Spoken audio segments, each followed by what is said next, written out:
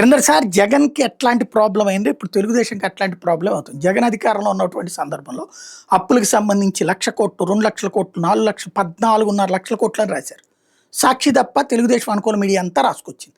అదే హైలైట్ చేసుకొచ్చింది. దాని మీద డిబేట్ చేశారు. దాని మీదనే మేధావులు మాట్లాడారు. పబ్లిక్‌లో అదే పడింది. చివరికి మొన్న అసెంబ్లీలోనే చెప్పింది ఎంత అన్నటువంటిది తేలిపోయింది. 7,00,00,000 చిల్లర ఉన్నటువంటి దానికి కాస్త 14,500,00,000 తీసుకెళ్లారు. ఇప్పటికి కూడా నోటితో 10,00,000, నొసటితో 14,500,00,000 ఉండేది మాట. ఇదే 7,500,00,000 అనేటువంటి ఉంటుంది.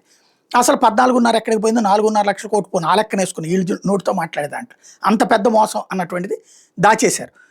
ప్రజలు మోసం చేసేశారు. ఇప్పుడు సాక్షి అట్లాంటి మోసం చేస్తుంది అన్నటువంటిది పయ్యావుల కేసు చెప్తున్నారు. కానీ అప్పుడు వాళ్ళది ఎట్లయితే బుగ్గన మాట్లాడినా ఎన్నిసార్లు చెప్పినా డౌన్ ప్లే చేశారు. ఇప్పుడు ఈయన్ని కూడా డౌన్ ప్లే చేస్తున్నారు. ఇప్పటికీ నేను గత కొన్ని రోజుల నుండి ప్రస్తావిస్తూ వస్తున్నా. వైసీపీ వాళ్ళు 2,00,00,000 అప్పు తీసుకున్నారు, 3,00,00,000 అప్పు తీసుకున్నారంటే ఎట్లా సాధ్యం? ఎఫ్ఆర్బిఎం నిబంధనలకు విరుద్ధంగా ఎట్లా తీసుకుంటారు? అంత ఎట్లా తీసుకుంటారు అన్నట్టు.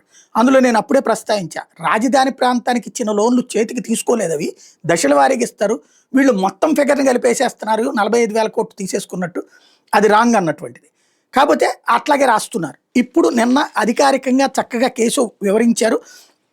శాసన మండలిలో మంగళవారం ప్రభుత్వం తీసుకున్న రుణాలకు సంబంధించి వైసీపీ సభ్యులు మాట్లాడుతూ 15 నెలల్లో 2.09 లక్షల కోట్లు అప్పులు చేశారని ఆరోపిస్తే పయ్యావుల కేసు సమాధానం చెప్తూ వాళ్ళ పత్రికలో రాసిన లెక్కలకు సమాధానం చెప్పమంటే కుదరదు.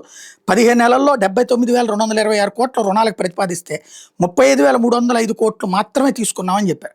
ప్రభుత్వ రుణాల మీద చర్చించడానికి తాను సిద్ధమని, గత ప్రభుత్వంలో జరిగిన ఆర్థిక విధ్వంసపైన చర్చించాలని కోరారు. శుభ్రంగా ఇది అసలు చర్చించాలి. అప్పుడు కరెక్ట్గా ఈ ఫిగర్ కూడా అర్థమవుతుంది పబ్లిక్.